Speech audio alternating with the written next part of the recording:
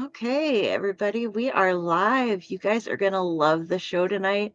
We've got a great guest, and let's get things started. Everyone thinks because you're a zombie, you don't know good coffee. Well, they're wrong. There's only one brew that gets my seal of approval. Deadly Grounds coffee is my guilty pleasure. The aroma is so intoxicating. It brings all of my neighbors out of the woodwork. Deadly Grounds coffee.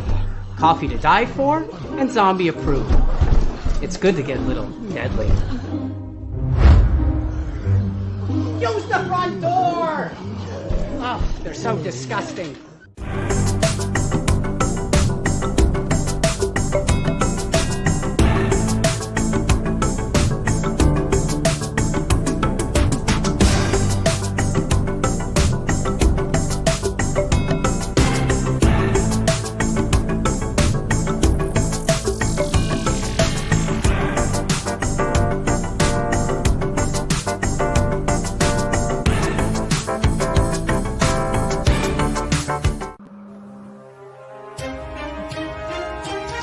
The Dorkening and all affiliated shows are not intended for anyone under the age of 18. The following may contain discussions or scenes that have adult situations, graphic violence, nudity, strong sexual content, and graphic language. This show is intended for mature audiences only. Viewer discretion is advised.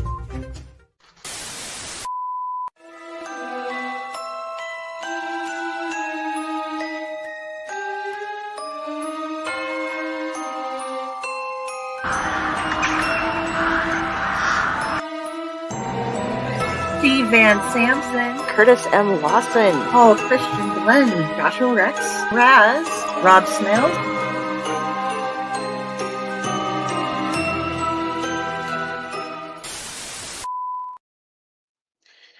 Hello, everybody. Welcome to another episode of the Clutch of Personalities. We have with us tonight award-winning author, English language arts writing teacher, Dr. Richard Izquierdo Health and Science Charter School, a workshop facilitator and instructor for the Center for Fiction, the host of, pardon me, co-host of the podcast Beef. Sorry, I'm getting tongue-tied tonight. Of Beef, Wine, and Shenanigans, and just an all-around amazing person. Also a director of several short films, Mr. Marc L Abbot. Welcome to the show. Hey, how you doing? Doing good. How are we had a Jenny with us, and this is what is throwing me off because we had a Friday and she left as the intro started. So Oh no. hopefully we shall have her back. But oh, here we go. Hello, There sweetie. she is. Welcome back. We missed you. Oh, wait. Wrong one. I blame the squirrel. He's drunk. It's Jim Beam tonight, so he's hitting it pretty hard. But yeah. So, we already have Tom Dog. Hi, Tom Dog. It's going pretty good. So how are you doing this evening, Mark? I'm good. I mean, it's the weather it's been cold a lot. So today was a little shift in the weather, so it was a lot milder, a lot more comfortable. Um, Outside of that, I'm doing well.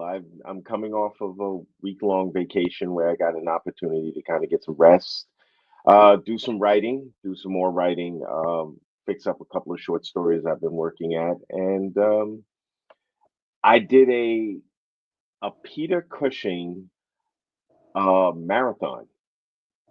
I Nice. was on Tubi and I just typed his name in, and I must have watched about 8 or 9 films starring him that I've never seen before. So that was, and then I find out like this weekend is his birthday as well. So that was kind of a guilty pleasure to do this weekend. Oh, that sounds so nice. hmm I was having some internet issues over the weekend, so I wasn't able to like fortunately it's ended now, but we were down in the negatives, so it was just like Mm. I'm just so glad that you got to do that though, and that you're writing. Yeah. I I'm in that phase right now, and I have been stuck there for a while where it's like all the words are here, but they won't come Hmm. out of here, and Right. it gets so hard to do. But one of the things that we wanted to talk to you about tonight, and I noticed that you've been on a number of podcasts and stuff promoting the book right now, is Hmm. your recent release, Sinister Ascension. Yes. Hmm. And this book is, guys, it's a wonderful story. It has vampires, it has mediums, and it has some really interesting themes. And I just wanted to know, first of all, what kind of inspired you to write this particular book? To Well, interestingly enough, it was birthed from a screenplay that I did when I was an undergrad in college. The story was it was a very bland kind of story about a vampire that came to a college campus and met a girl and they started liking each other, but she had a boyfriend. And then the vampire decided, well, you know what, I'm going to drive a wedge between these two and kind of sweep the girl off her feet. And I always liked this story, but I always felt that it was missing something. And so over the years, I've kind of gone back to it. I've gone back to the original source and was like, what could I do with this? What could I really produce with this type of story?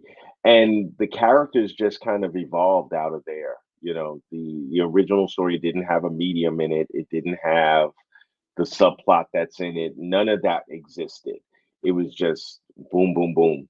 And over time, the characters just kind of spoke to me. They told me what they wanted to do, and I fleshed it out slowly but surely. And eventually, when I decided to do my MFA, I decided to use this as the piece that I was going to write. And so over the course of that time, the story just kind of developed from there. And yeah, that that's pretty much it. It wasn't anything. I didn't go anywhere or become overwhelmed by anything to decide, you know what, this is what I wanted to do. and some of the things that I love in this are that the vampires, though some of them are described as like attractive and stuff, they you were saying initially it was a sweep the girl off of her feet thing.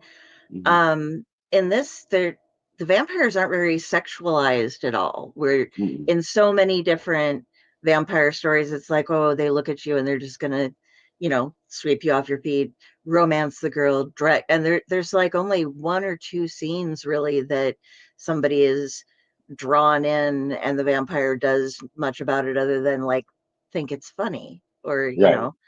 and I really liked that in this, that it wasn't going to be a whole lot of like, oh, on college campus he's going to get all these girls and all this stuff Hmm. going on. It's like he could, but he doesn't care.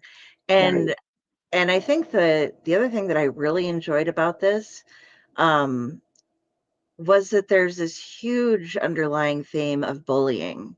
Hmm. And you don't it doesn't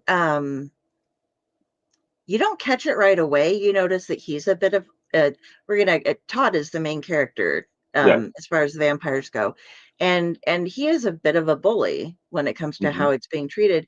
But as you go through it, it's kind of a full circle thing. But do you consider him to be just uh, like he's a sociopath or a psychopath, or is it just the extreme reactions and the kind of having the supernatural ability to react as strongly as he does that drives him to do what he does? It's just an extreme reaction to it.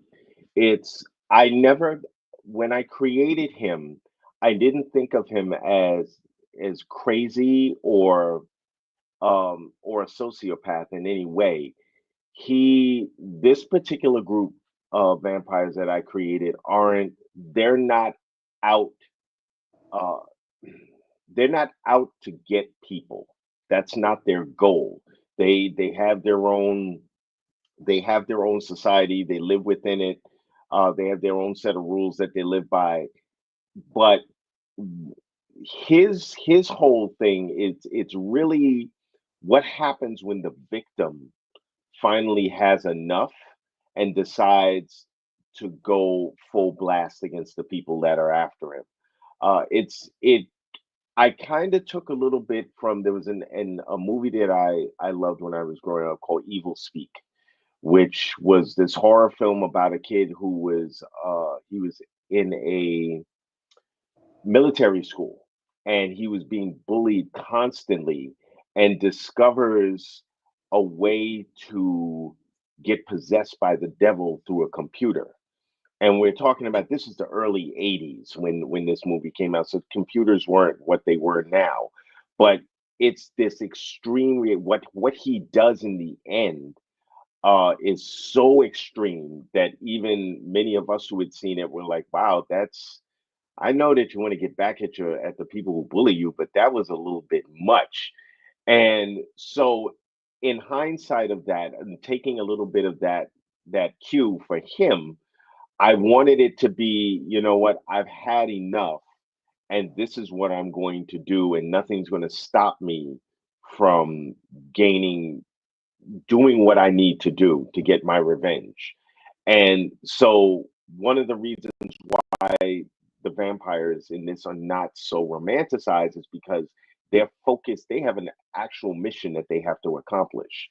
And so for him, everything else that would make these types of stories where he's swooning, the women are swooning, that's not his goal. His goal is to exact revenge against those who harmed him. And so he puts all of that extra stuff aside to just focus on that. Could he decide he wanted to woo someone? Yes, he could. I mean, he shows that ability off early on, but that's not his goal in this story. Yeah, and it was great. And I had an old sociology professor who liked to say, and I think it goes along with kind of fantasy and horror and stuff too. It was science fiction. It's always happening right now.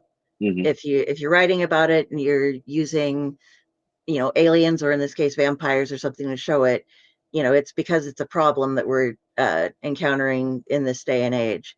Right. And I love how it became so fierce in the Hmm. because we have reached a point where it's just like, oh yeah, and there's some gun violence and it's like, yeah, so we closed down campus for 2 days because Hmm. we're used to that at this point, and it's terrible that we are, but Yeah. you're able. And also the way I'm sorry, I hope I'm not giving away too many spoilers for this. You guys got to read Hmm. it. It is fantastic. But the ways that the people who are working against this are able to use terrible things that are going on in society that have become normalized Yeah. to try to help shut him down, Hmm. it is just crazy. Yeah. And It's designing this story. I really wanted to get away from the normal vampire type stories that people were used to. And what was really important for me was that for the readers to truly connect with all of these characters. Um, I really wanted readers to unfortunately because of certain things that I do put in there uh, that as you pointed out are things we're dealing with in society today that actually brings the reader closer into the story and you kind of I wanted to blur the line a little bit so that the vampires don't do anything so fantastical that it takes you away, but I also wanted them to still maintain the terrible actions that they have. I really wanted the readers to get something out of that, going that going that route.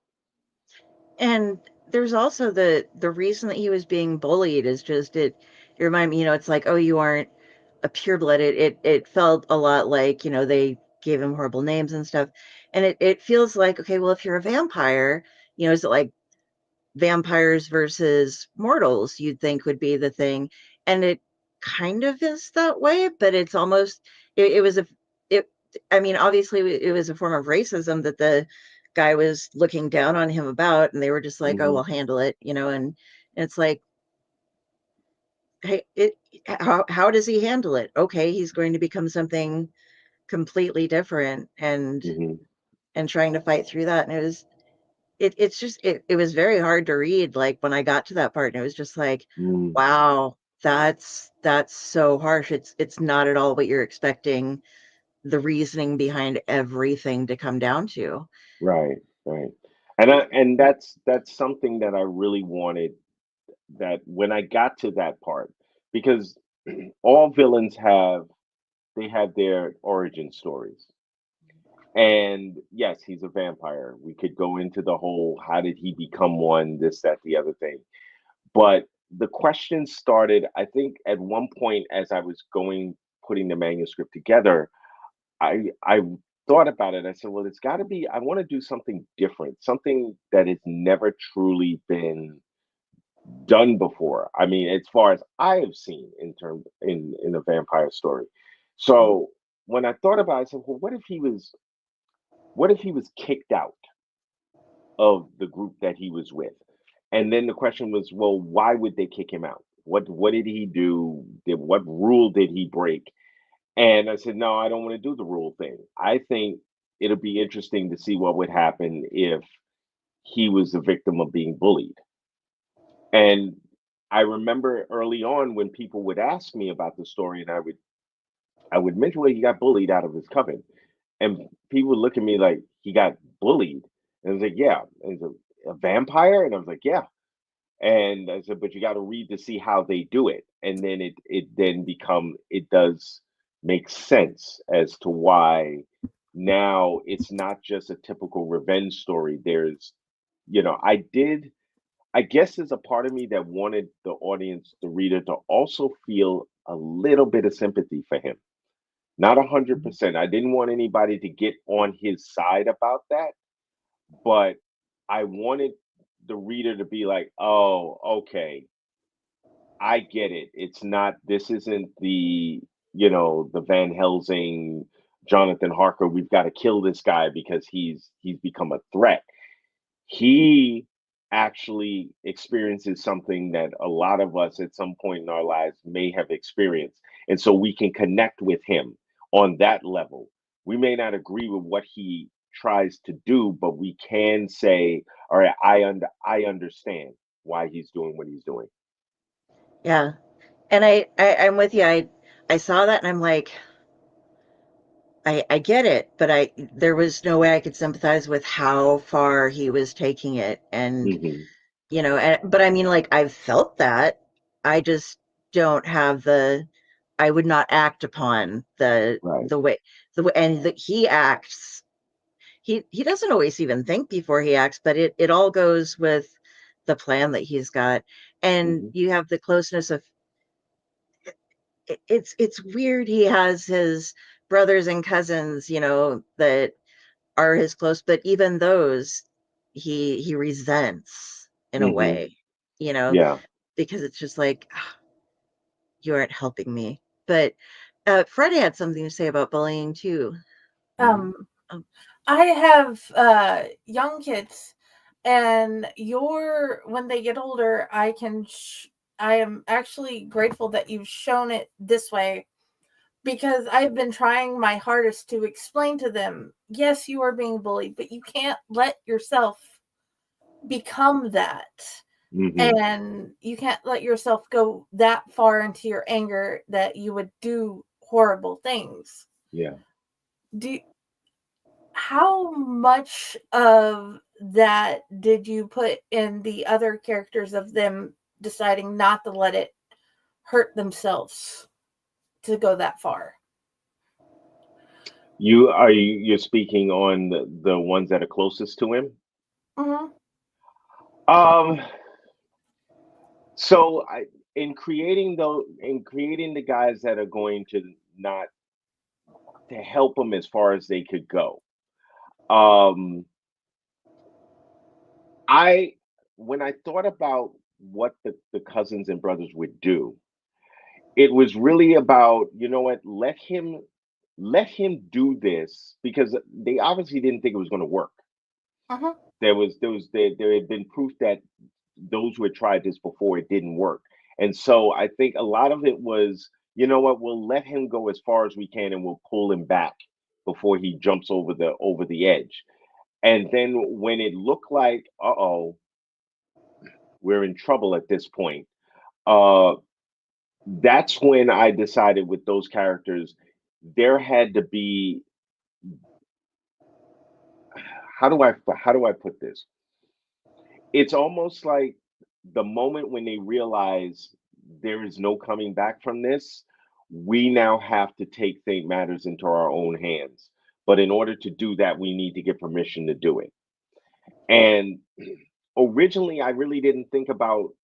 Originally in the story, they were all on board, almost always, almost to the end, until I realized that it was too mean. That I needed to kind of put a buffer in there.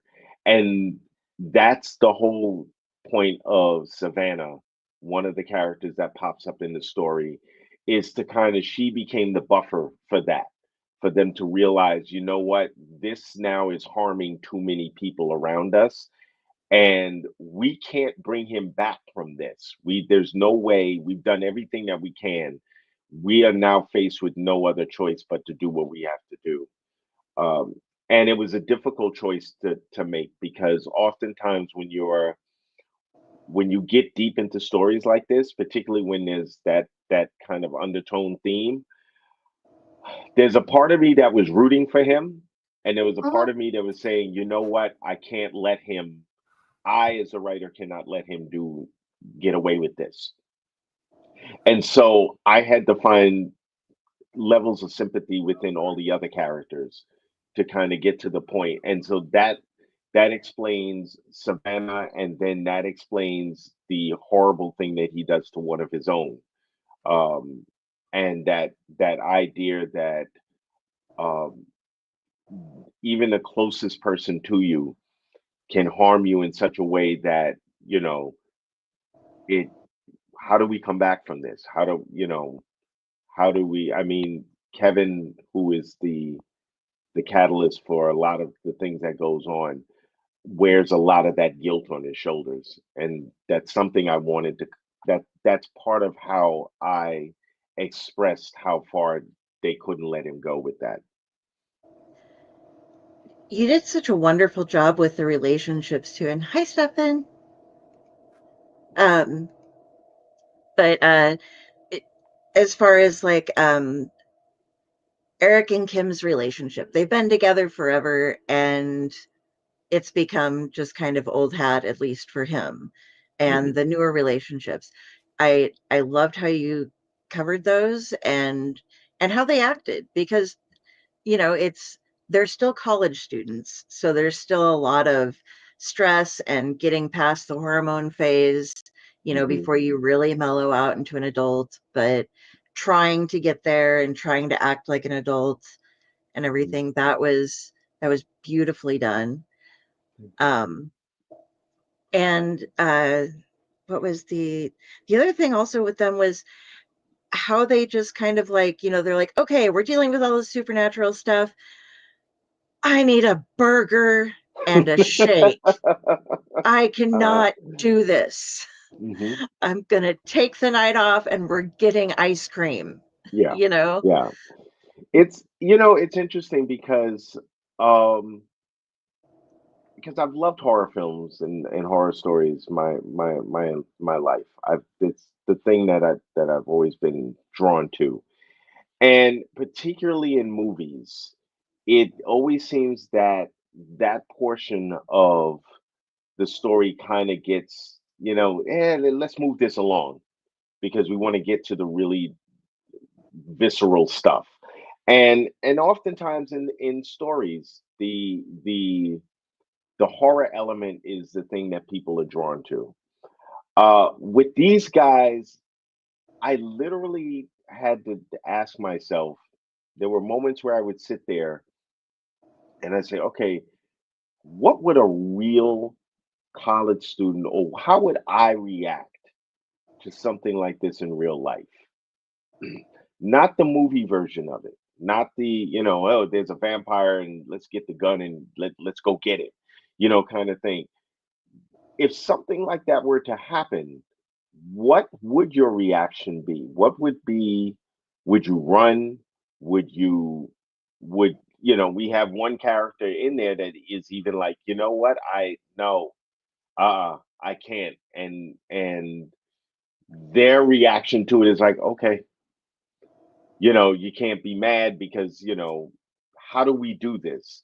So I really wanted to that was really the important piece for me outside of the horror, because so as I wrote those portions, I actually wrote those separately from all the horrific things that were going on, because I really wanted to get closer to those characters and what they were going through, and their how strong that relationship is, because they've been together for 4 years. I remember, I think I may still have maybe 4 or 5 college friends I'm still close with. You're not close with everybody that you meet in college, but what was that dynamic like to have built up over 4 years? Everybody kind of knows each other, everybody moves in the same circles. So this threat shows up.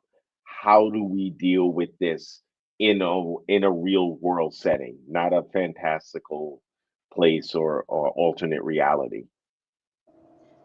It really made it more emphatic about what was going on, and highlighted those relationships like again. And another great thing that you did was the way you introduced all of the different ways in which your vampires work and how the medium works was Hmm. by them learning about, the character who's a medium is learning like, oh shit, there are mediums in my family. Oh, I think I might be one. Oh, and then like getting lessons kind of, or, Hmm. but not just like it's this and this and this and this. It's like, no, you got to figure a lot of this out on yourself. Everybody's different, Yeah. and the way the vampires in your universe have different abilities and stuff. You laid it out in a way that explained it to us, but it didn't feel like I was getting a okay, quick primer. It Hmm. it just came naturally in the story. Yeah. And you did a really good job at explaining. So I I just really respect this. It's 443 pages, guys, and it Hmm. is so good. It is just, and it's a fast read too, because it's just so well written. And like I said, you get to learn everything, but you don't feel like you're being taught at a blackboard like this is how things are. It's like, no, Right. this Right. all goes through, and everything was really organic the way it was released through the whole book. Thank So, you. Thank you. I was and hoping I could do that. you nailed it, sir. Um, another thing that I had put down, and this one isn't actually the definition of what it is, but you know of the Tiffany problem. It's when Mm, people try to write it's a thing that comes up more when people are trying to write historical things, where they're like, oh, if I'm writing back in the 1800s, I can't use the name Tiffany because it's a modern name, but actually it really was quite popular way back then. People just mhm, don't know about it, but they want to make things seem more mysterious, so they have to give things like really strange, outlandish, old-timey names and stuff. right. um but I think a lot with vampires, and granted, some of the newer ones are going to be younger and have their name, but you think like, oh, if you're having a vampire, you have to have these like bizarre names and stuff. And you have Right. Kevin and Todd, Uh-huh. are two of the Yeah. vampires. And it's like, Mhm. okay. And, like technically, I did look it up just because even though it doesn't make a difference, but, Todd is from the 1800s and it means fox and sly and cunning, which Mhm. which does very much. I don't know if you're a name person, like if you have I am. it. Mhm. Okay, yeah, because my characters do not exist until they have a name. Like I Mhm. make them, and then I'm like, okay, now the name has to match what they are and do Right. things. So Mhm. so Todd was definitely the fox, but it was like it is a modern name, and he is a modern guy, but it also has historical meaning to it. Yeah. But and you have some of the older vampires as well. I'm assuming, um, and is it Rakim? Yes. Rakim. Okay, Rakim. Mhm.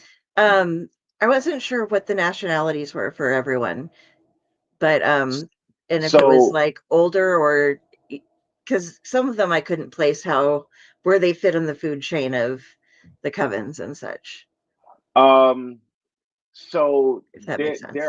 there are some backstories for a lot of them that I didn't put I have them written down separately because of because of their behavior, Mhm. um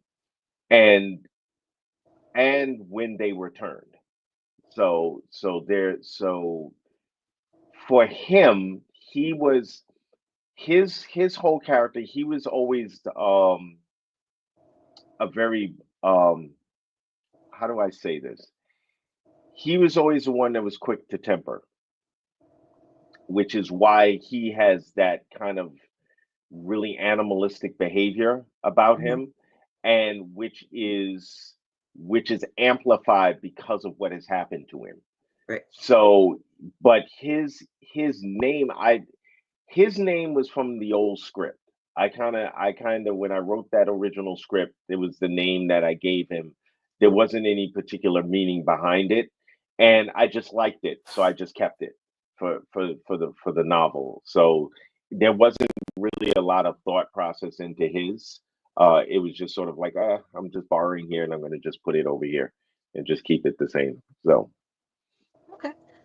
mhm. The other thing that I liked, you did accents and you didn't abuse them, Mm, or and even not so much accents as just like how uh, slang speak and stuff, mhm. and you didn't abuse it. You didn't make it something because I've seen so many people that just do it really bad, and Yeah, it's a dangerous place to go because yeah. if you don't get it right, you're gonna Mhm. have people being like, oh no, it's like, why'd you try it at all if you couldn't do it? Right. But you were able, and you even explain a little bit of like why with the abuela, Mhm. how she pronounces things and Yes. like where she gets stuck on stuff, and Mhm. I thought that was glorious too. I'm just trying to go through all the different aspects of what you did right to make this a Mhm. wonderful story, because I want you to explain a little bit about storytelling to us after Friday has some stuff that she wants to bring up with you about the film stuff that you did. So Okay. I'm going to stop on the book right now, which, like I said, guys, got to go get it, read it. It's on Yes. Amazon, it's on pretty much every. Yeah, and they can get it straight from the Where, publisher. Yeah, oh, Mocha Memoirs Press. That's who published it, and she sells the books through her website, so you can get directly from the publisher. oh, rock And on. if Mhm. you were paying attention earlier, viewers, you probably found me sharing it on Corpse Garden Chronicles, along with one of his earlier films, because I'm like, ooh, that one has a cemetery in it. I have to watch this now. And then it turned out to be vampires, and I'm like, I love this guy even more. So, you for many years, because I've only been able to go back like 12 years by total accident, you have been making multiple films of different uh, stories. Mhm. And some of them had vampires or other great life aspects of how life works. And how many of the little plots from the movies did you add to your vampire story that You in know, the book? um, so for its original from the original um college piece that I did, I think I may have taken. I know I kept the whole idea of why Todd was after Kim. I kept that underlining story right. Um, his how he was going about it, I would say, is what I kept from that one. Some of the other characters I kept as well, but in general, much of the book itself was the story itself was completely new. It was different. Um, I've never really drawn from my other works to put into a story. Okay. If I did. like the one that I did about the thing in the basement. I've never really drawn from that to put into other stories. So I usually try to keep, unless I'm writing a screenplay solely based off of the story that I've written, I don't usually pull parts from other pieces to put into those works. Okay. You tend to study people and use actual emotions and actually how they would speak and talk and how they would see and be.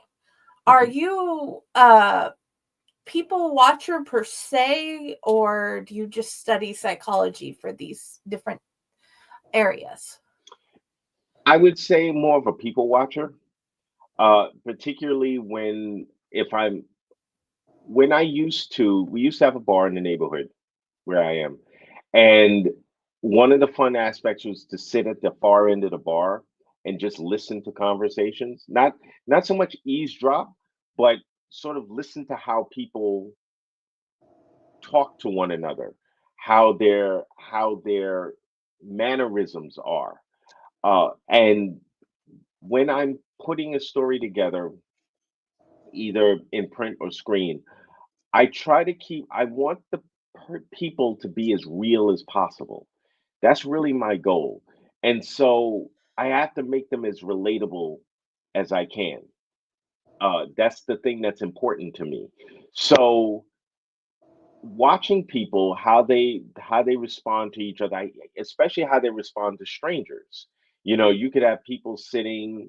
I'll be in a conversation with a group of people. Somebody may overhear the conversation and say, "Hey, hey, do you mind if I step into this conversation?" No, not at all. Come on in, and just get their response to how listen to what they have to say, kind of that. And that's really how I've tried to design my characters, because one of the things that you often hear, particularly in horror stories, is I those characters were not believable. That guy wouldn't have never done that. The old adage where when people used to yell at the screen, like this idiot, he's going in the house. But you have to remember, well, you know more information than the person on the screen does. And so would you technically, if you called your friend 6 times and they didn't answer the phone, and you went to their house, knocked on the door, and the door just kind of swung open, would you go inside? More than likely you would, because you'd be concerned about what's happened to him on the other side, as opposed to having all of the information in a story where you already know there's a threat on the inside. So of course, logically, you would say, yeah, I wouldn't go in there because so watching that over the years, I've often really didn't want my characters to feel flat. And so I always put a few mannerisms of other characters, of friends of mine that I might know. And I've had people read my work and be like, "That's me, isn't it?" I'm like, "Yeah, yeah, it's you." And they're like, "Yeah, I kind of picked up on the thing that he did, or the little man, the ticks or things like that." So that's that's one of the reasons why I love putting like fleshing out my characters to be a lot more authentic. And I love that. Um, what uh hold on, let me rephrase the question to actually something that makes Mhm. sense. As you have written your screenplays, are you is it easier for you to write the story out first or easier to just write out the screenplay? So I do it in two different ways. Um, if it is a story that I've already written, I literally take the entire story, dump it into the screenplay program, and I just take out what I feel doesn't belong. Uh, if it is something fresh off of my head, I will write notes. I actually write the screenplay as I'm going along, but I make a few notes. Like I'll make a list of things that I want to make sure that I cover in the story. It's very rare for me to do a draft and then go, okay, now I'm going to take this draft and write a screenplay from it. Because what happens in my case if I do that and I keep looking back at the draft, then I keep changing the story. And then what happens is I just get caught up doing just rereading or rewriting the same stuff over and over and over again, and the story goes nowhere. So those are the two ways that I approach screenwriting. If it is a story that I've already written, I will just go and just pull out all of the general stuff that's going on, try to make that as the action portions of it, but try to stick closely to the dialogue. I love dialogue. I love hearing people talk. I love them interacting with each other that way. So that's the one thing that I try to keep. I try not to change as much when I'm transferring story to screenplay. And I loved how real the people seemed. It's like, no, seriously, you need to choose. You can't keep both of us. We Hmm. need to have either you and me or you and him. Yeah. And it's beautiful how your people are people. Do have you done major feature films? I have I've never shot anything. Um I've been in more independent stuff than major features. So much of the things that I have been in, I have my the characters the characters that I have played have mostly been either a matriarch of a family, or I have been asked as a particular character. Like I did a film, Theater of Terror, some years ago, where I was in a werewolf segment, and I asked the director. I said, "Okay, so these guys come into the room. We know we're in danger. Do you have a particular way you want me to do this, or should I just do it the way I thought I would?" And he said, "No, no, no, do it your way." And literally, when I'm approached, I slowly start to get up and try to make my way to the door. And he's watching me, and at one point he was like, "Well, wait, where were you going?" And I was like, "Because that's exactly what I would do if I'm in this situation. I'm going to try to get out of here, you know." And we had a laugh about it, you know, and he kind of edited it so that you don't see me trying to do that. But it's one of those things where when I'm in character, I try to put myself into the head of the character that I'm playing. If I have enough information about, I know what who the character is, then I don't try to put I don't try to put too much of myself into it. I ask the director a couple of questions real quick. Is there anything you don't want me to do? And if Mhm. you tell me the things you don't want me to do, then I know exactly how much leeway I have to play the character. So I've never been in anything major on a major screen in that sense. We'll Okay. get you there. And Thank you. dude, yes, you would be amazing in anything you did. Are you more are do you love acting more or writing what is put out more? Writing has always been my first love. But I do, if it's a good part, I love acting. I do. I never thought of myself as an actor. That was never my. It wasn't what I went to school to study. I went to study making movies, writing them, directing them. That was my passion. And when I kind of was asked to be in a couple of different things, you kind of get the bug, you know. And I just I enjoy acting. I enjoy being on a set. I enjoy playing a character, not being myself for a while. That's a lot of fun. So I do enjoy doing. I don't know if I could say it's a 50-50 thing. I would say 60-40, 60 for the writing, 40 for the acting. But if somebody asks me to be in something really good and it's fun and I enjoy doing it, I jump at the opportunity. I never look at an opportunity not to perform or write something unless I just don't have the time to do it. Um, Sorry, I just had one more question that I love that I love to ask authors. Do you when you're writing, do you ever like fourth wall your characters, like they're doing something and then they say a line and it uh says something about the author is doing how they're writing the story? I don't, but I talk to my characters. I absolutely have conversations with them. And it's funny because there have been times where I've gotten stuck and I see the character literally stop what they're doing and look at me and go, okay, what are we trying to do here?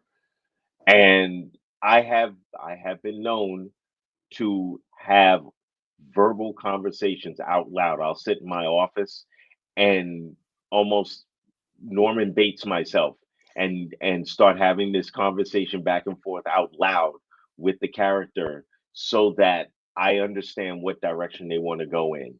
Um, I've had characters. There's one character in Sinister that I had to do something with that I didn't want to do, and the character literally, I saw him turn to me and was like, "It's okay. Do what you have to do." And I kept trying to write around it, and it just wasn't. I had to It wouldn't go work. straight. It wasn't going to work any other way. And even with the medium, I've told people she was not supposed to be a main character. She was supposed to be this side character that kind of comes into play. And there were moments where I'm writing and she kept pushing her way past everybody and just like, would you stop trying to write me as a secondary character? You know this story is about me. And I'm like, this isn't about you. This is about, and no matter what direction I went in, there she was. Till it got to the point where I was like, okay, all right, let's do it your way. Let's see how this works. And the story actually started to move at that point. I So literally had that problem recently. I'm like, "You're supposed to be the barkeep." He's like, "Nah, this is my story. My dad did this. I gotta take over." And I'm like, yeah, "Fine, yeah, okay." yeah. Uh, You just keep getting cooler and cooler as this conversation goes on. That's all. Okay, Carrie, please continue. okay, as we went kind of off on that tangent, before I ask you what I'm going to ask you, Mhm, how much do you research when you? Because okay, she was talking about like okay, you have to get this and this and this.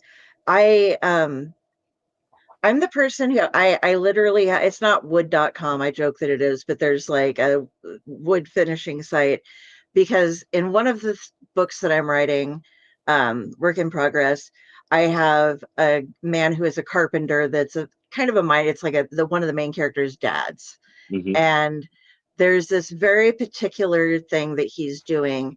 And so I spent like over a week researching and trying to find out all the different things about wood grains and patterns and how you do all these different things because nobody is going to know but that one person the one time a carpenter picks up my book. They're going to be like, I got to write a letter to this person and explain to her just how wrong she is. mhm, And with all of the different people studies and everything else you do, you seem like the type that would be yep, okay, when it came to like the science behind like it, the science involved in the books, the mhm. biological stuff. Did you study that to make sure you're getting parts of it right? That Yeah, like, I love research. And research scares me sometimes because then I'll spend hours just doing that and not getting anything else done. Um, but I did there's quite a bit of research I had to do for the same for exactly what you're saying because I know that there's that one person that's going to come up to me and go, um, this actually wouldn't happen in a vampire, and I'm like, they're mythical creatures. What do you want me to do? Like, so part of why, for example, there's something that Kevin does in the book that I had to research on about how vampires get into buildings, because there's a rule that you cannot get into a place unless you're invited. That's been the old added rule. Um, and so I spoke to several people about the concept behind that, and they were like, "Well, it's your story. You write it however you want to write it." And I say, "Yeah, but I want to still stay true to certain things." So I had to do some research on exactly in mythology, how does that work? What is the reason behind X, Y, and Z? Once I realized, okay, these are the things that why, here's the why I can break that rule here. Then I can do then basically that's how I was able to get around it. But oftentimes I will research things like the shootout on the campus. I had to research the type of weapon, the rate of fire, the type of bullets. I mean, I didn't want to have to do all that, but unfortunately, there are going to be people that will say, well, you can't, that whole sequence of events totally didn't make sense because you can't do this, you can't do that, and you'd have to. So oftentimes I take that in mind when I'm working, and the science, in terms of the science, I didn't do too much research on the science because the science was being melded with the occult. I was sort of like, you know what, I will play with that and see if, and so far I haven't had anybody come up to me and go, that really can't work in X, Y, and Z, which I find funny because you're writing a fictionalized story, but readers still want a level of realism in it. They still want to have that. I want to be able to believe what you're writing, as opposed to even in a fantasy novel. I mean, I'm not a huge fantasy reader, but you want to be able to connect to that world in some way, and so you try to keep as much of the research. You try to find much of the plausibility through the research and use that as part of how to build a story. And leeches are something that I actually learned a lot about because I was going to write a short story about something, and on a Discord site that I was on, there was a member that was all about insects and like knew everything, and like leeches and flies were two of their like main things. Hmm. And so I was like, how does a leech work? Like, could you? And they're like, oh yeah, you can train them. Actually, they're Mm. absolutely trainable, and this is the rate at which they move, and it's a lot faster than you'd think, and they can do this and this and this. And I was just like, so my story is actually plausible. It isn't just wishful thinking, Hmm. and so leeches are like super effective predators, Yeah, they which are. is creepy. So, Hmm.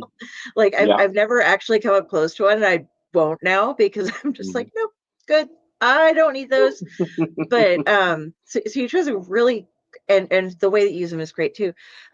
The question I wanted to ask you though, before when we were talking about the acting is, I've done. I was a theater major, dropped out of that, ended up doing stand up for a while, and we would do a lot of improv. And when you do stand up, you're playing a character of yourself or of Hmm. whatever you're doing. I'm not me up there doing stand up. I am a caricature of myself doing, the jokes and everything. But then you get into the improv, and that gets, it is still inspired from what your brain thinks, but in that character. Have you done any improv before and tried to work with that kind of stuff? I haven't, but I've done storytelling, live storytelling. And I fell into that back in 2013 by accident. I didn't even know there was such a thing called story. You go on stage and you tell a true story about something that happened to you. And interestingly enough, even in doing that, there's a level of, depending on the type of story you're telling, there's a level of comedy that has to go in there. So it's not too far. It's almost like the kind of work that John Leguizamo does, where it's not a stand-up routine. It's he's telling a story, but there are comedic elements within each of them.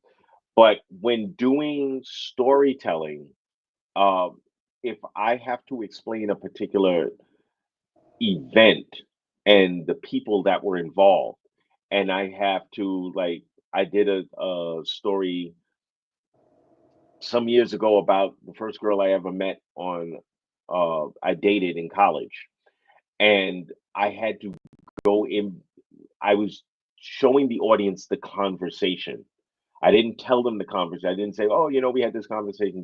So I literally went back to that moment in my mind of what it was like trying to ask her out, and I found myself doing my old mannerisms, that nervous tick that I had on that day, and then when responding with her response, softening my voice so that you can tell the difference between, it's not just me, my voice going back and forth, it's two different people having this conversation.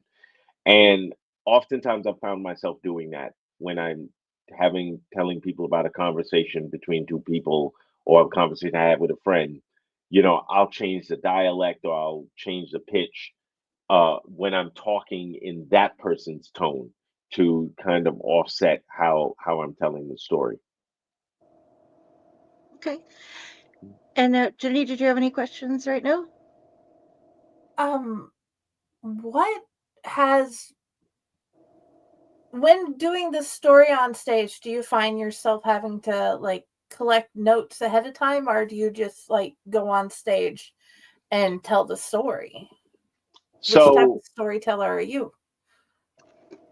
if it is a curated story show, if they say to me, listen, you need to tell a story, here's the theme, we want you to tell a story about the first time you got in trouble with your parents.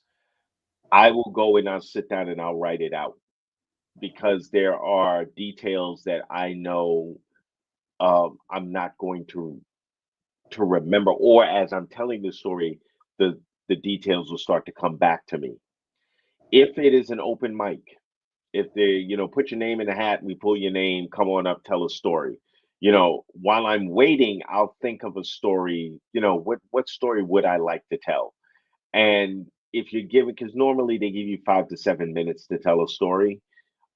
Some places a little bit less than that, so I don't have time to sit down and do hard details. I kind of have to kind of gloss over everything. So it really does depend on the type of storytelling venue I'm going to. If it's an open mic, I probably don't have a preset story. But if it's something that, like for the Moth, for example, the first time I ever went to the Moth, I actually had to I practiced the story I was going to tell, not knowing whether or not they were going to call me up, but I wanted to have that story ready just in case. And that worked to my advantage that particular time. So Very That is so awesome. awesome. So with the workshops that you do and the instruction that you do, how do you tell people how how do you explain storytelling to people? And I know you said you taught creative writing as well. mhm. How does that pour over into how you teach younger people to do creative writing, and how to get everything spread? Because I mean, obviously, you're very experienced at it yourself, and you're very well spoken about everything, which I'm like, I'm not showing surprise. I'm just like, we have a great guest. You're so you're so amazing. I need more information from you. I hope you don't mind if we Mhm. keep you a bit longer than I had planned. Okay. Okay. So teaching story, teaching storytelling is, I wouldn't say it's difficult. Everybody has a story to tell. Everybody, you just have to know how to get the story out. Finding those little niches that work for you in terms of what you want to convey to the audience. Um, I often tell people, read the room before you get up there. Figure out, because there have been nights where I knew exactly what kind of story I was going to tell, And then 4 or 5 storytellers in, I'm like, yeah, this is not the crowd for that. They're not. They're then not that they're not going to enjoy the story, but I don't want to tell that one here. Let me find something different to talk about. Uh, Basically, know the story you want to tell. Uh, Make notes. Make sure you craft your notes. Think about the key points you want the audience to walk away from. What it is that you want to tell them. And then it's just a matter of writing it all out, figuring out exactly how it's going to flow, and then following those steps. With creative writing, however, uh, it's a little more difficult with the kids because what I've often found is our children today don't have the kind of imagination that I would say I grew up with because we're in a society where we're oversaturated with a lot of things. You know, uh, TikTok, for example, kind of brings things down to what 3 to 5 seconds, under 10 seconds. And so they're used to getting information like this. Um, Anytime they have to go and give more, it almost feels like a chore for them. So for me, I often have to first break them of the habit of texting and doing things quickly and explaining that in order for you to tell an effective story, you have to make sure that the reader is interested. So what I've often done usually is I tell them, write me a personalized story, something that you want to tell. And then we sit one on one and I read through it and I start asking very pointed questions about why did you give me this? Why do you feel I need to know this? What happened here? And if they start getting, oh well, let me explain this. I was like, then all of that needs to go in the story. Tell the story the way you want to tell it. And even for them, I say, think about the conversation. Like when I've often had kids say, well, I have nothing to write about. And I'm like, that's funny because 5 minutes ago in the hallway, you couldn't shut your mouth having this conversation about what you did over the weekend. And I said, that's the story you want to tell. I said, all you have to do is put that down, put it on a computer or put it on paper. And it's getting them to it's getting them to open up, to use their imagination, um, to come up with really crafty ideas, and then support it. That's the key thing, is not having a child write a story and go, ah, you did, because I tell them first the first day, I'm like, you guys don't know how to write. You don't. And they all look at me, I'll say, and that's not a dig at you. That's not me saying that you're terrible. That's you don't know how to write. Now I'm going to show you how to do it. And when you walk out of here, you're either going to be better at it, or it's going to be interesting enough for you that you want to continue doing it. And I've had students, because they know I'm a horror writer, that's the first thing they write is horror. They write me a little horror story and they send it to me. And I have to always remember, because they're high school students, I can't edit their work like I would edit an adult. So there's oftentimes I'll read stuff and I'm like, you can't. And oh, wait a minute. This is a kid. Let me take that portion of me back for a minute and then go to them and sit and go, okay, so the editor in me would do this. But as your teacher, let me explain why this works, why this doesn't work. Because they're always, especially the horror kids in my class, they always want to, can I use gore? Why? Why would you have a scene surrounded with gore? What is the purpose of gore? Why are you using it? And they never, and that's one of those things they're like, well, it just, because it's part of the story. I'm like, is it? Do you really need it? Can you effectively tell me the story without it being gory? Can you do that? And that gives them a little bit of a challenge. So that's usually the way I go about it when I'm teaching, when I'm curating a workshop or anything. Um, Particularly live storytelling on stage, it's you're you're you're going to be vulnerable. How vulnerable do you want to be? How much of yourself do you want to give the audience? Um, because there have been times I've told stories and gotten super emotional on stage, and I have to know how much of that emotion I want to share with the audience. I've often found that if I don't get emotional too much, the audience feels my somehow feels that emotion in you and they express it, you know. And that's that's pretty much how I go about it. Okay, awesome. You didn't have to ask any follow-up on that. You covered everything beautifully. Mhm. I love that. Jenny, did you have anything? What do you suggest on starting? Because that has been like one of the hardest parts with my youngest. How is the starting of, okay, I know you don't understand how to write. Let's start trying to get your brain working to write. What do you suggest to parents to help back you up? Reading. The first and foremost, they have to find something they like reading. Uh, Writing, the hardest part about writing is that if you don't have kind of a springboard to go off of, it becomes frustrating. Many of us who write were inspired by some other writer at some point. We often laugh about this, that, oh, I tried to write like Stephen King, or I tried to write like Clive Barker, or I tried to write, I'm going to write a play, I'm going to write it like William Shakespeare. Well, have you ever read a William Shakespeare play?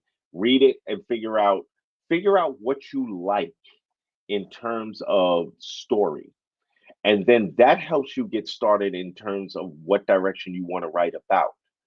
Because oftentimes just saying, okay, just write a story, the I don't know what to write about is not a that is not a statement in saying I don't want to write. It's really I don't have a clue what to write about because I don't have anything. I don't know any stories that I can kind of lean on to say this is what I'd like to. This is the kind of thing I want to write about. So if if you're not into if you're not into a certain thing, like if a teacher said, I want you to write me a science fiction story, but you hate science fiction, that's going to be a horrible thing for you to try to do. So if you've read other works, or if you've got a favorite author that you like, and you've consumed all of their books and their style of writing, that's one of the best ways to get started. It's also the hard for writers. For me, for example, the hard part is I never have time to read as much as I'd like to read because I'm always writing something. But um yeah, find an author that find out from the kids, what are you interested in? What kind of stories do you like? What do you think you're into? If you have a kid who's a movie buff, well, what kind of movies do you like? You know, okay, you like mysteries. Here's a great mystery author to start with. Try reading this, see if you like this author, see if there's enough suspense in here that triggers you to go, wow, I really like this book. I want to write like this. I want to tell stories like this. And that's really the best way I can tell a person to get started writing. Thank you. You're welcome. I never quit reading. That's why I never start writing anymore. I'm just like, okay, if I just finish one more chapter, I started that, when I was like 8, and I've never stopped. Mm. Just let me finish this. Oh wait, well I gotta start the next one, but I'll just start it, and then, it's a month later, and I've read every single thing by this person, and then by the person that they were interested in, and but some people, their output.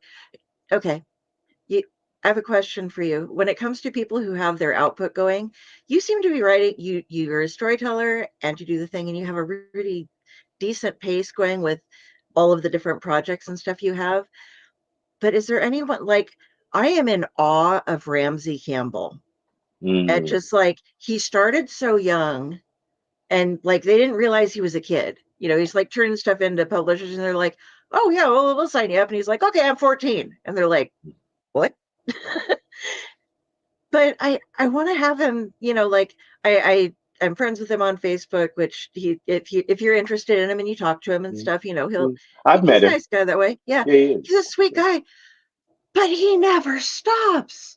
I'm like, I want to catch up on you, but I don't have time. Hmm. Like if your span of work, you just release something again, and it's like I want to catch up with your reading or with your writing, but if I start now, if you don't stop, it's just going to keep getting farther and farther and farther away. I like the percentage of you that I can absorb into myself. Hmm. And he changes, like the styles. Like all of a sudden I was talking to him once about trying to maybe have him on a show for something, and I was like, well, we've been doing a lot of Lovecraft stuff, and he's like, oh, I don't want to talk about that stuff anymore. And it's like, oh well, you were a big chunk of, like, it's not a big chunk of his writing obviously, but Hmm. a big chunk of the Lovecraftian mythos in that time period was based around some of his writing. And Yeah. so it's just like he's like, oh, I'm past that, I'm over that. It's Hmm. But is there, if you've met him, so you understand, like, is there anyone else there? Do you think of some people like you just don't understand how they can get so much done on a regular basis? I mean, you have the motivation thing. I, I just, I never thought about it. I don't think there's anybody I've ever gotten behind. I think well, when I got out of college, I became a huge Peter Benchley fan. Um, I was just shocked that he didn't write more, because his work was his maritime work was incredible, and not just Jaws, but many of the other books that he wrote after that. Um, but I honestly, I've never gotten to look at an author and go, "Wow, this guy's got so much stuff I can't even catch up with." I mean, I was a Stephen King fan um, most of my life, because that's as growing up, those were his, and it was off the. I think my thing was the size of the work was what I could never catch up with. So, like I remember, I still to this day, 1,138 pages. That's how many pages the book It was for the hardcover. Because I remember going straight to the back of the book, going like, I'm about to try to read 1,000 pages, um, and just like, how do you sit and write tomes that big? How do you just, yeah, I mean, I understand now because, I when I wrote Sinister Ascension, my professor, he wrote me back and he goes, "Guy, you gotta cut this down. It's like you've got way too, you almost said 200,000 words. You only need 100,000." I'm like, "What?" So he's like, "Yeah, just start whittling this down. Let me show you what you don't need." I think that's what's always gotten me. Not so much the amount of work somebody has done, but the size of the work, certain works that they've been able to put out. And then, like 3 months later, put out a collection of short stories. I'm like, wow, that's impressive. I like Stephen King. You can weightlift. You can use it as an offensive shield. Maybe like if you have the hardback. I just Uh, I do a comic book show too, and there was an omnibus put out by Cullen Bunn and Tyler Crook for the complete Harrow County, and it's in a really nice hard slipcase, and then it's a hardback book that is over 1,000 pages, but it's like this big or so. And hmm. I'm having to haul it down to Kansas City to get it signed. And it is like it's 10 and a half pounds. I weighed it on my scale because Hmm. I had to. And like it is so, and the corners are nice and sharp. I could really injure somebody with that book if I felt it's probably going to injure me carrying it around, you know. But I'm with you. Yeah, people who can write all that. The thing, Stephen King, sometimes I get so lost. And Tommy Knockers was one of the ones that did that for me, because it was just like the middle 300 pages. I was just like, what is going on? There's pancake makeup. There are ideas. There are people driving by, and I don't get this. But then, and then it all wraps, and you're just like, were you there for that part that you wrote? I've had some of the stuff. I am not trying to criticize Stephen King. No, but there have been times where in working with the Center for Fiction, we did I curate a workshop where I pick 3 or 4 novels for us to read, and then we dissect them and everything. And the last session we did was all horror stories based in New York City.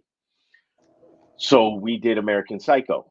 If you've never read American Psycho, there's a part in the middle of the book where he goes off on this tangent about, is he Huey Lewis? No, it's not Huey Lewis in the News. He does one on Whitney Houston, which I'm sitting there going, oh no, it's Phil Collins.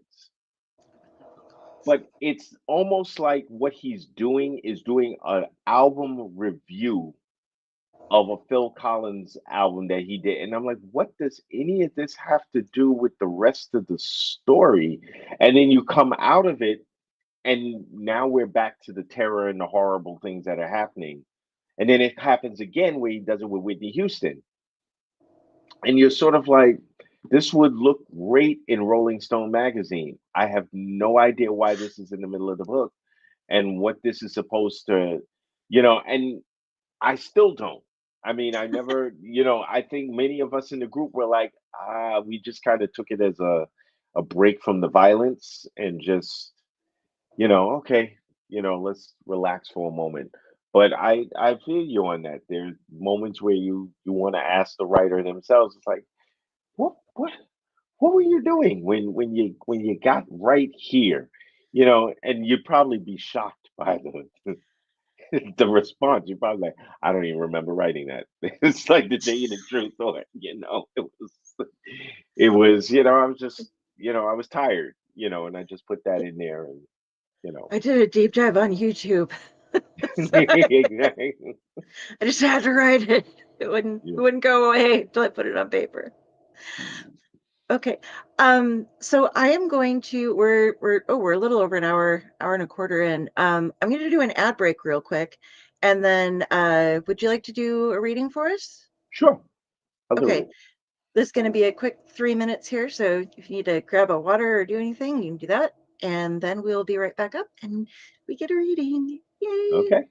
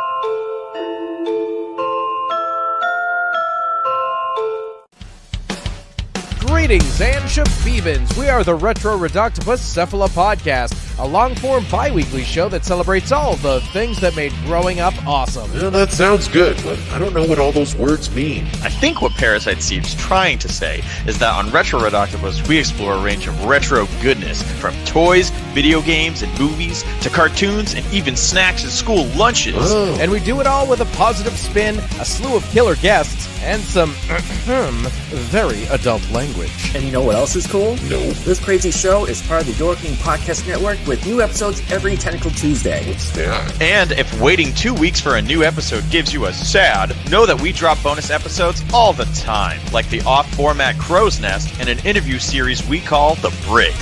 You can listen to Retro Octopus on Apple Podcasts, Spotify, Stitcher, or any app that's cool enough to carry the only show that celebrates all the things that make growing up awesome.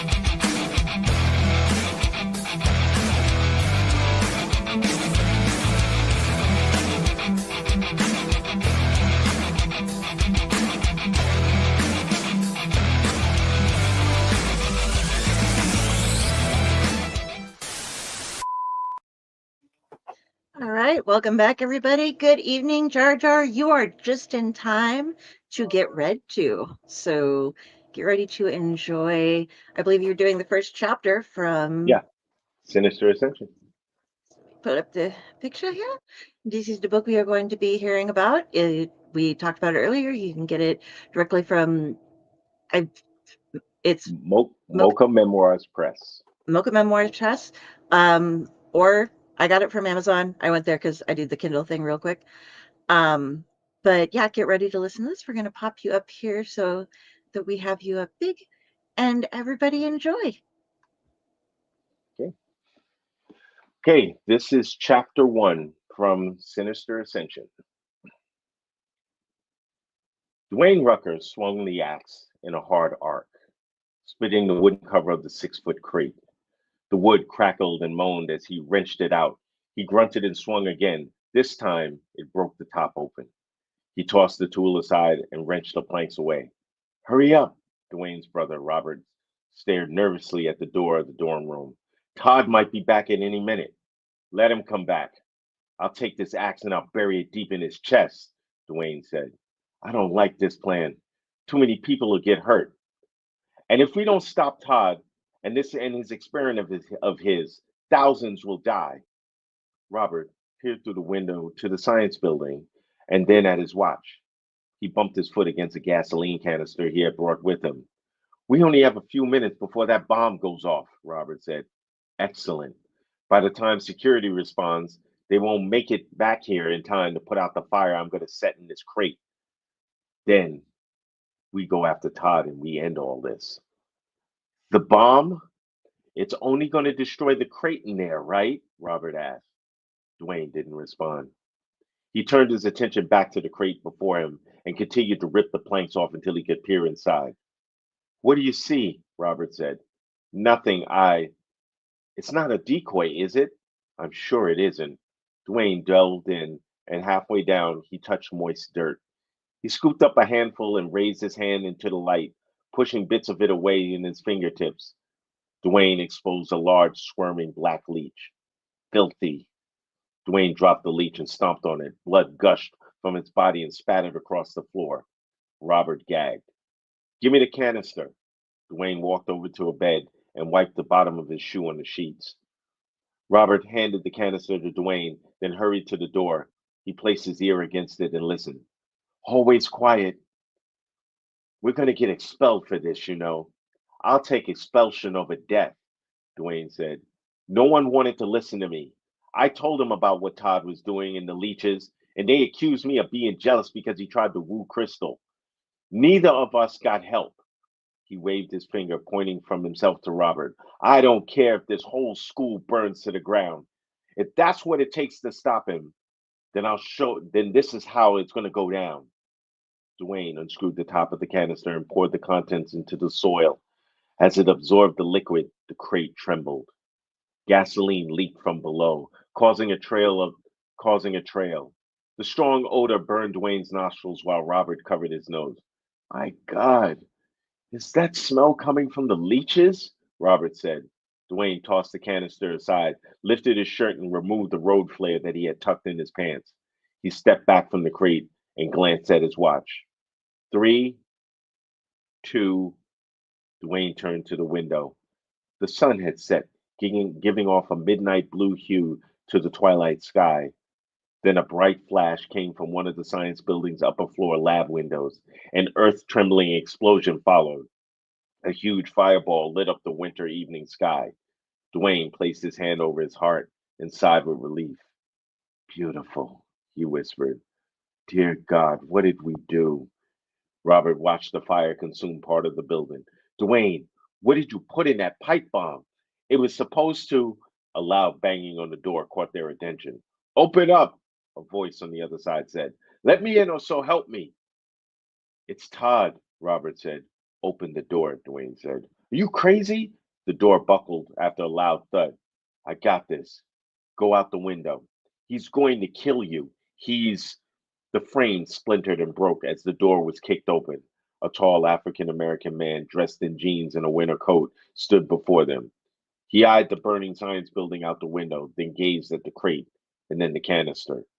Dwayne struck the flare. It lit up like a candle, sizzling and glowing red. He held it tight, and as he drew his arm back, ready to throw it into the crate. What are you going to do with that? Todd said in a deep voice. Your little experiment is over. You got nothing, Dwayne said. I'm going to light this crate up. Todd seemed unfazed. You didn't think these were the only 2 crates I had, did you? I already know where the other one is, and it's not as important as these 2, Dwayne said. These 2 are not that important, Todd said. Nice try, but you wouldn't be here if they weren't. Todd stared at the flare before turning his attention to Robert. Your brother is crazy, you know that. He's been running all over campus with these silly rumors about my experiments and me. Now he's dragged you into this. Robert, you're a reasonable man. Stop it, Robert said. I trust my brother. After the atrocities I've seen, I know he's sane. Dwayne, come on, my brother. I'm not your brother. We both happen to be black. It doesn't make us down in any way. Todd, Todd's eyebrows sank from a frown.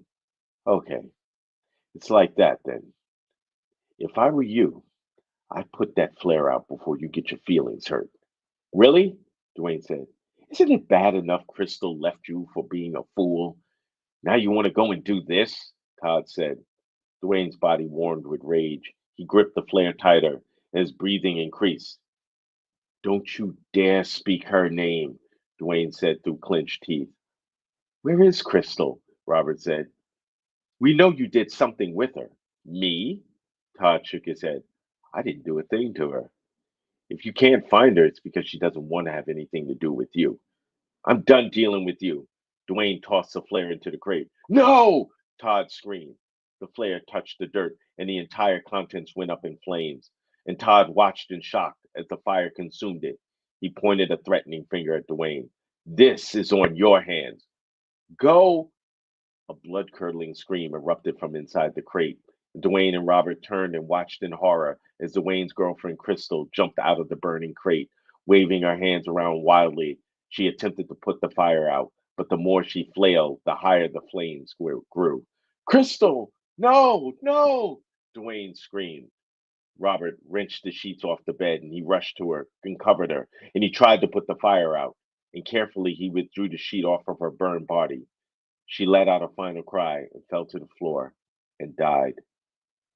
Dwayne stared at her body, tears streamed down his face, while Todd laughed at him. Moving faster than Dwayne could see, Todd rushed to the grate and flipped it over. Burning wood and soil spilled over. He picked up a piece of burning wood and threw it onto the bed, setting it ablaze. Dwayne tried to lunge at Todd through the fire, but Robert held him back. Todd retreated through the door and into the hall, stopped and turned to them. Now you can burn together. Todd removed the door from the hinges and set it back in place within the frame. Dwayne and Robert backed away from the fire as thick smoke filled the room. Robert leapt over the bed. He landed but slipped and fell to the floor. I'm okay. Get the door down, Dwayne called out as he started coughing uncontrollably. Robert got to his feet. The smoke stung his eyes and it penetrated through his shirt. He yanked the door and it fell backwards. He dodged it and a blast of cool air entered the room. The fire burst up and out, engulfing Dwayne as he jumped forward. He screamed in agony as he fell forward ablaze. Robert started to go back, but Dwayne's cries of pain slowly silenced. The fire destroyed the room and his body with it. Robert started sprinting away from the room, but became overwhelmed with grief. At the end of the hall, he leaned against the wall, tears streaming from his eyes. Through a window in the hall, he saw Todd running away from the dorm to a Mustang parked across the street. Robert bolted for the stairs and up the emergency exit, crashing through it just in time to see Todd speeding away. He started to chase after him, but realized he could never catch up. His cell phone went off in his pocket. He removed it and answered. Todd's escape. We missed our opportunity. He paused. Dwayne's dead. This is unfortunate, the voice on the other end said. I suggest you gather up all the paperwork I gave you on what Todd is and get over to Bruckner. Todd's headed there. Get a hotel room in town. I'll be in touch. What about every moment you spend questioning me is time you're giving him to get away?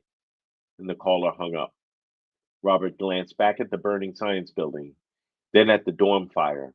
Crowds of students rushed toward the quad, screaming, putting distance between them and the fires. Robert went in the opposite direction. He had to hurry before they locked down the campus. Bravo, sir. And this is the introduction to the book, folks. So you might need a little something get you through that, but it's definitely it, and it just keeps going up from there, guys. It is fabulous. So John, I'm glad you're able to join us. You're ready? Were you ready for that though, really? Were you? Were you? So we're gonna wrap up now. Mark, I do have a link for you up above or down below somewhere in the show notes. Where do you like to have people interact with you the most? I am usually that is a good question. I'm usually on Facebook a lot. I'm always posting something up there. My website, I'm putting up new things that are coming out anytime I'm doing appearances or I'm going to be speaking somewhere. You can find that information there, and I'm on Blue Sky, so you can always hit me up there if you care to. Those are the best places to find me. Okay. Any appearances coming up? Any stuff going I on? will be at the Long Island Convention of Horror this coming weekend. It's from the 28th to the 2nd in Hauppauge. I will be there Saturday and Sunday. I won't be there Friday, but I'll be there Saturday and Sunday. I am going to be selling and signing copies of Sinister Ascension, as well as my other two books, Hell at the Way Station and Hell at Brooklyn T. And I'm actually curating a trivia piece Saturday, I think at noon. If you are a kaiju fan, if you like giant monsters, I'll be running a trivia game during that time. Nice. I can think of quite a few people on the Dorkening Network that will probably be either envious or be there in order to get that information, because we have a lot of kaiju fans around here. All right. All right. For me, guys, look up Carrie, Kari Sanders on Facebook. If you see the crow judging you, that is me.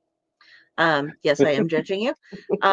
All of my links are there. You'll find me Sundays and Mondays here on the Owlite Network, as well as some other shows, depending. And Tuesdays, you will find me over on Splash Pages, comic book show. And this week, we are going to have Ian Flynn. We're going to be talking Sonic the Hedgehog and Mega Man, which is all brand new to me. I was just in the right generational gap to where I didn't read or watch any of it, so I just read all it, and I'm just like, that's a lot of stuff. But we have Steve Van Samson's going to be joining us, as well as Tom Dog, to give us some people who actually know what's going on there. And Jenny, how do people get a hold of you? Well, you can find me at Friday with the Library in the Blue Box on my author page, Jennifer Elliott. And of course, always, always, always at the Owlite Network and at Fakor Publishing. Please come see us there. And please always keep reading. And I have one more question I have got to ask before we leave. Who's your doctor? Oh, who's my doctor? Tennant. Okay. That is awesome. Tennant is my doctor. I'm trying to get used to I like the new ones. I like the ones after Tennant. I just got to go back and rewatch their episodes because they were kind of my one and dones. But Tennant was my doctor. He's a great doctor. Mm-hmm. Thank you. Good night, everybody. And thank you, Mark, for coming on. We really appreciate it. And hope to maybe get you onto one of our campfire sessions. We do Owlite Society, where we do just live storytelling for everybody around a campfire. Okay. It's very fun. All right. Good night, folks. Love you. Good night.